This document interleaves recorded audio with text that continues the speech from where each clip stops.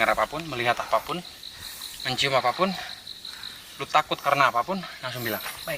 Misalnya tiba-tiba lagi diem, tiba-tiba ngelihat putih-putih kayak kuntilanak, Iya. lu langsung bilang ke gua. Oke. Kenapa?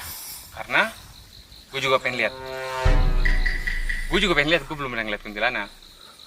Gue juga pengen lihat. Kirain kau akan Mas, menjawab. itu ada kuntilanak. Kirain Gitu, Mas kelihatan. Zawin akan menjawab. Kalau lu lihat, gua bisa jelasin kalau itu tuh bukan gitu. Ya kan gini. Jadi kalau misalnya lu ngeliat sesuatu, itu kan harus kita konfirmasi. Bisa jadi itu pohon, atau bisa jadi juga kuntilanak. Nah, apapun itu pohon atau kuntilanak langsung bilang. Kalau misalnya lihat, terus kita lihat, oh